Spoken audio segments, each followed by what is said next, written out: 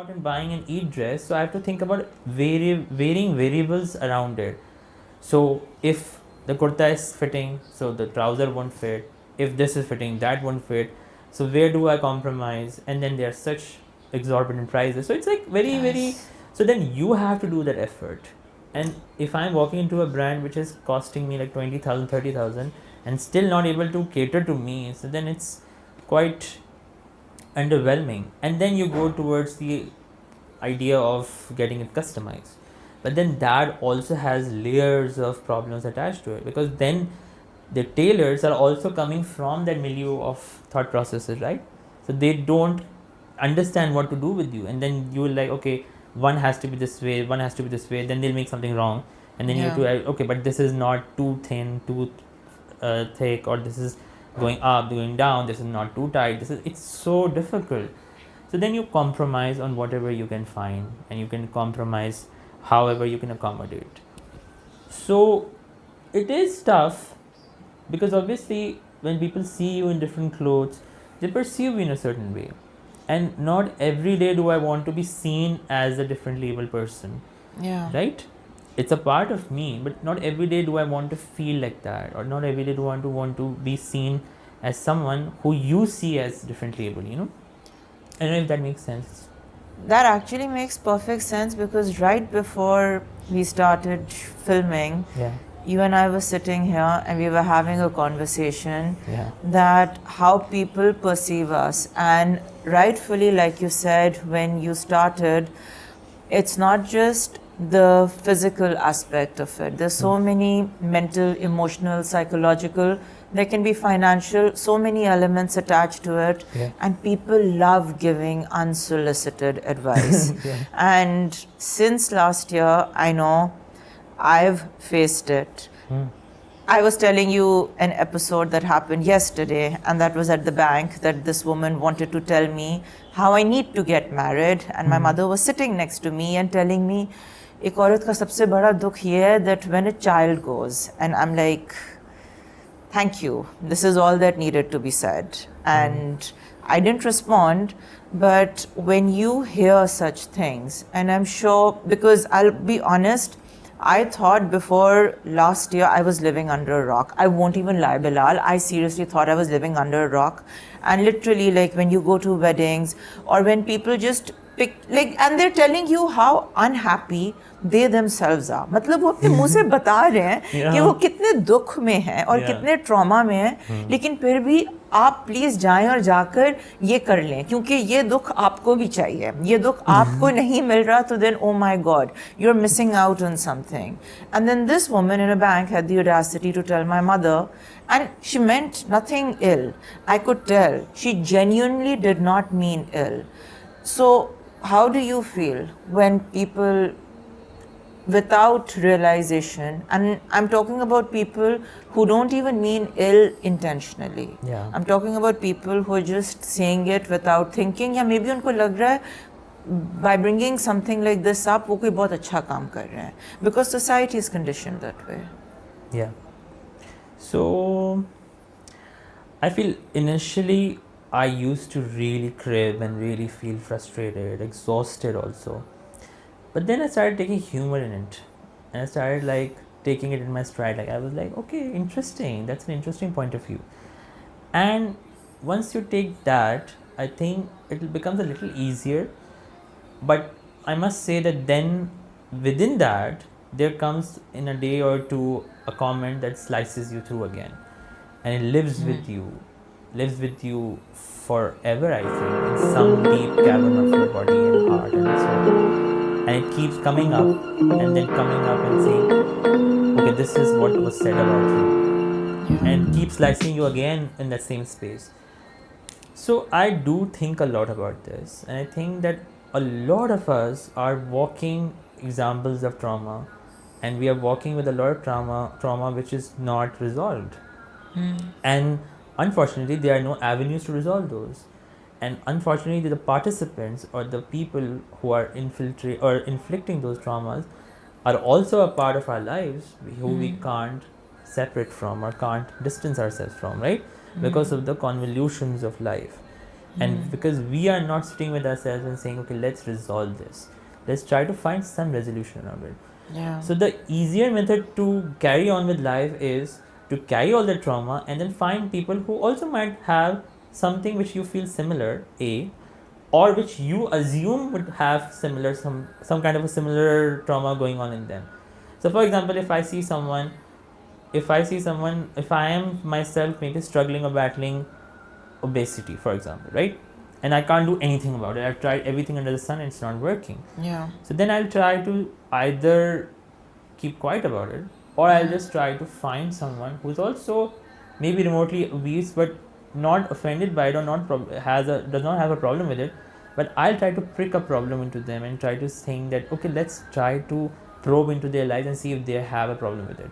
And if they don't, you try to bring it up in certain ways so that they start thinking about it and they start getting into the conflict of it. Somewhere it gives you some satiation that, okay, so there's another one like me who is also unresolved. What about calling out such people? Oh, the gratification of that. How I wish I could do that. Like, I'll be honest, yesterday I did not call out this woman, but I do now think of calling out a lot of people, particularly the ones who don't mean ill, and yes, even the ones who do. Like, just calling them out. How about that?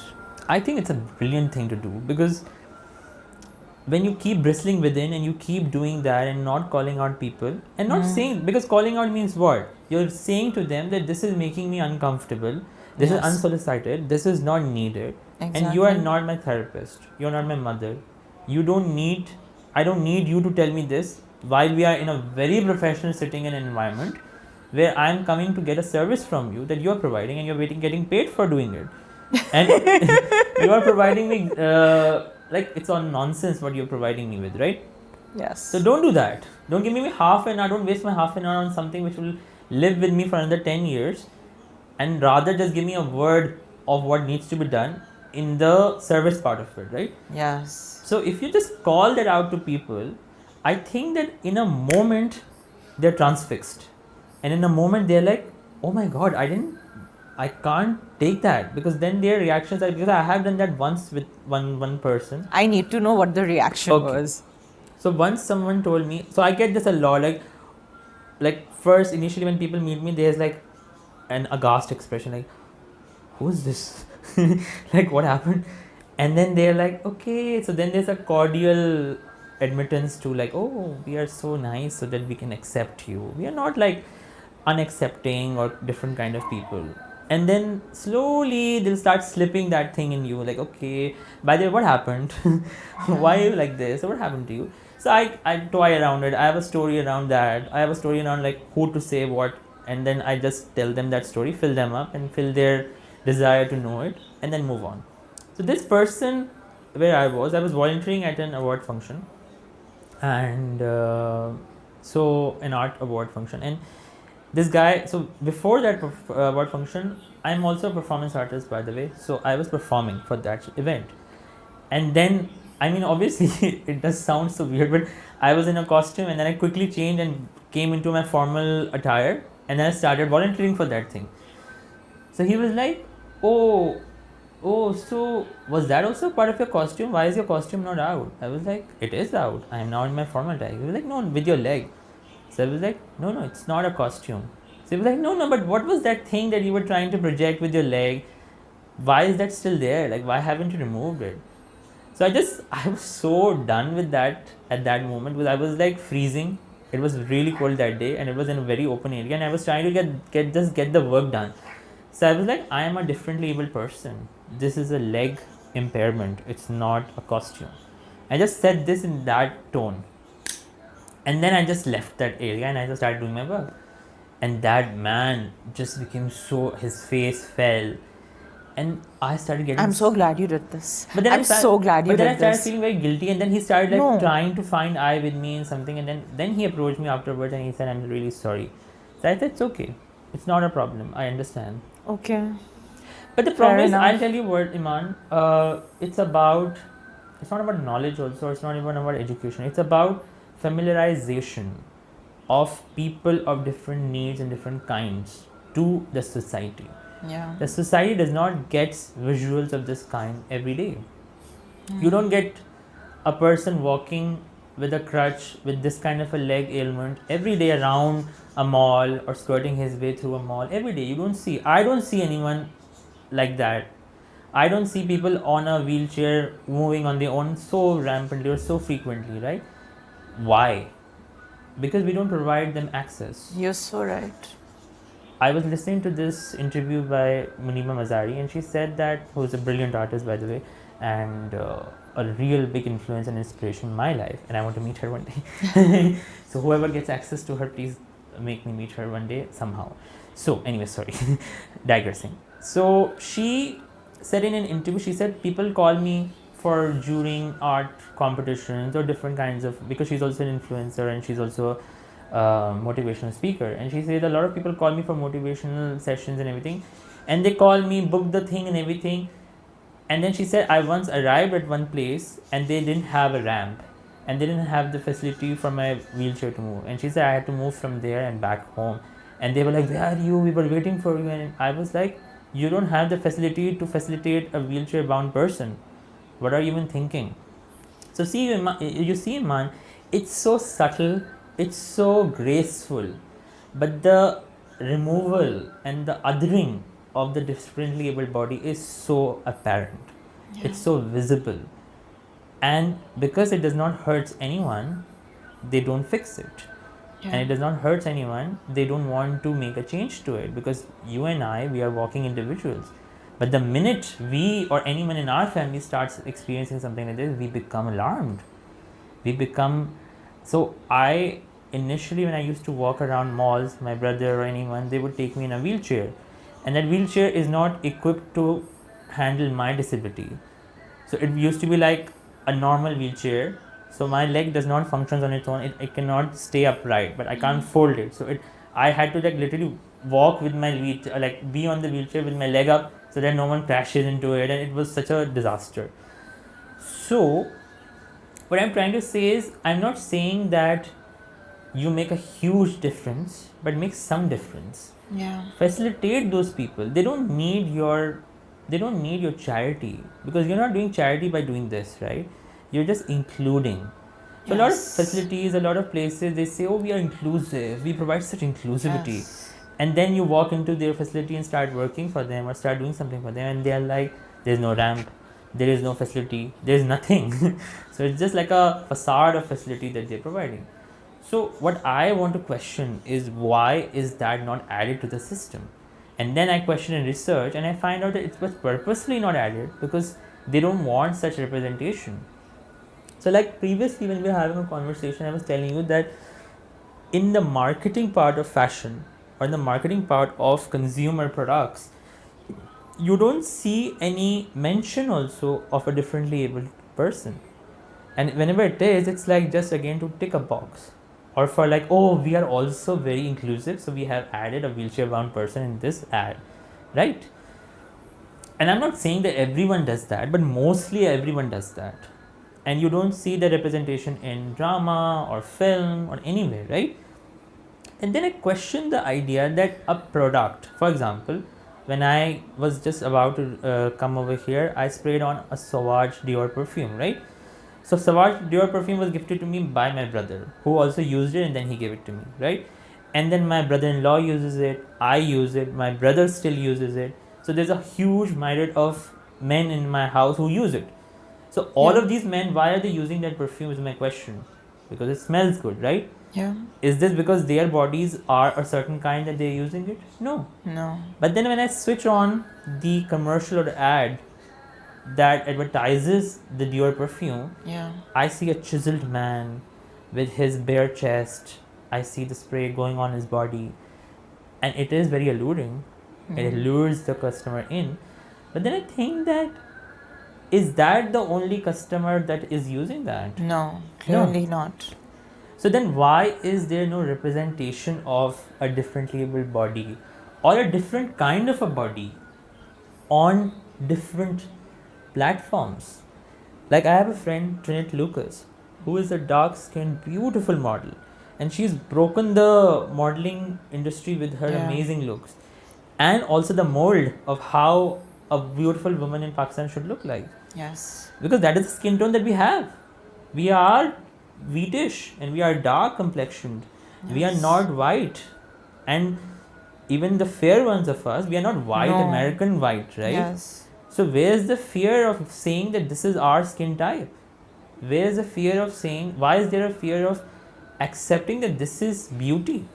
Yes. It comes from colonialism, basically. Yes, Where 100%. colonials made us believe that the differently able body is obviously a completely, they are not to be considered human also.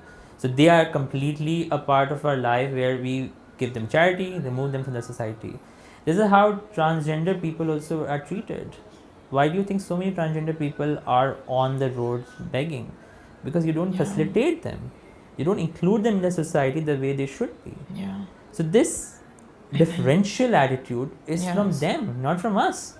If you educate everyone impartially, so they will then reach different places of professionalism, and then they would demand. So then if you cut them at several places, there will be no demand of that kind of facility, of that kind of place. Because if obviously there are 100 people who are differently able in a body, they will be like, no, we want a space which caters to our bodies. Yeah. So why not cut them, slice them off in the beginning only?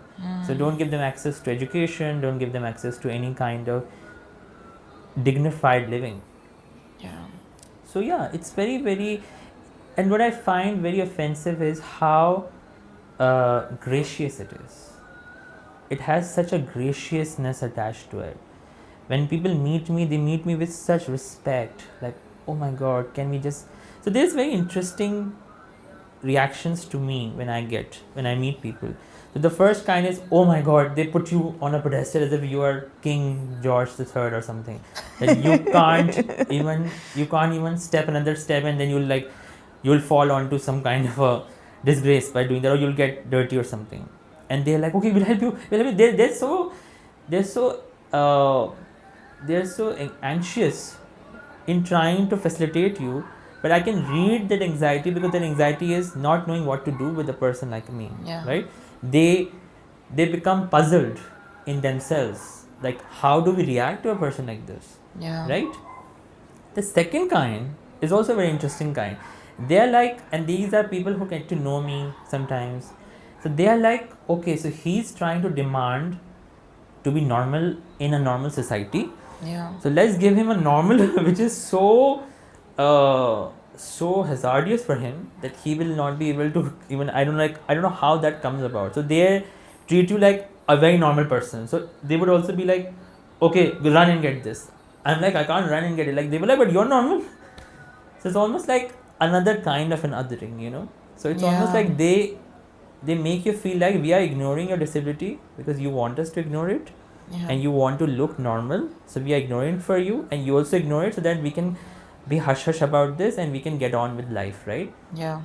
Which is also not what I want, because yes, I want to be included, but there is a problem attached, right? There is a certain kind of physical differentiation that is attached to me. So this is what I tell my students whenever I enter into a class in the first day, that I and you, the difference between you and me is something like this, that maybe you can run down a stairs in 1 minute, and I'll be coming behind you in 5 minutes. I'll surely be descending, maybe a little later. So don't think that I'm not incapable, but I'm differently capable of it. So learn to differentiate the difference of it. So if you want to facilitate us in a way that gives us access within the vulnerabilities that we carry. And that would be so much easier for people also to react to and have a conversation around, because either we scare people so much, or then they are like, they get over that and they feel like, okay. So it's also another kind of blanketing, you see, in a way. So they want to ignore the fact that you have this, so then they almost like they assume that it's not present, and that is also very visible. So the problem is that it's all about, like what you talked about your experiences, it's all about me, right? So when you deal with others, your experience becomes about the other person as well, right? Yeah. जब मैं तैयार हो रहा हूँ तो it's all about me, but when I'm going meeting someone, it multiplies into the experience of me and the other person. So I can't nullify their experience. I can't make it about myself. Yeah. So if I'm treating you with a certain kind of a certain degree of hostility, it's to if it's to satiate something about me, so then you need to check yourself that am I doing the right to this person? Is he even asking that thing? Is she even asking to be advised upon something that she's never asked you, or something? Who are you, like? Who are you to give me marriage counseling when I've not asked you? Exactly. And there are marriage counselors out there. A woman has garnered the greatest optics on Netflix by just making a show on marriage counseling. Exactly. Seema auntie. Yeah, Seema auntie, we are all rooting for you. We don't want Seema aunties in a bank. No, we don't. That's don't. true. We absolutely don't. You're absolutely right. And where is this? I feel marriage for me is about sharing your life with another person. Where is the dependence and codependence and independence factor in that? I, as a fully able person, want to spend my life with another person. I'm not asking that person to make or shift something in my life, or fill some gap that is already there. So to think of a woman that she needs to marry to fulfill that thing is such bogus ... And I see marriages falling apart, crumbling at their walls and everything, crusting off, and so many problems happening in marriages because of this foundational problem. Exactly. Yes. A woman's birthright is not to get married or bear children. Precisely. Thank you. If a woman chooses not to... I was listening to Keema... Keema, did I say Keema? It's okay. The Kathak dancer 𝐭𝐲𝐻𝐿 Kirmani, yes, I'm so sorry. Yeah, so 𝐭𝐲𝐻𝐿 Kirmani, she said that I made the choice not to be a mother. And it does not mean that I don't have motherly instincts. I just didn't want it to be a mother. And me as a woman chooses to do that. It's my body. It's my right to choose that I choose not to do this. That's it. And if you choose not to marry at that point in your life, that's it. No one should dictate that no, this is the right time to marry. I've seen 20-year-olds get married and live a very successful life. I've seen 40-year-olds get married and live a very successful life, and vice versa for all these conditions. So there is no perfect age or routine to get married to. You're absolutely right. Honestly, everything you've said, like, it literally covered everything we spoke about. And I honestly felt this was one episode where I truly didn't need to say much other than the initial bit. Because honestly, I didn't. Honestly, I didn't. There was so much that was coming from you, and it was so authentic and raw. Thank you so much. No, but this is a problem. So I talk a lot. No, but I love the fact that you spoke with such... my colleagues and all say that please, thoda sa. No, but this was the kind of place where thank you for being so honest and so raw. But thank you for being so kind and so gentle and being a listener in a podcast. I've seen a lot of podcasters. They just want to talk, and the guest is just sitting, बिचारा कि यार मुझे क्यों बुलाया था, तुम ही बोल लेते ना. It would have rather been my podcast for myself. So it's very gracious of you to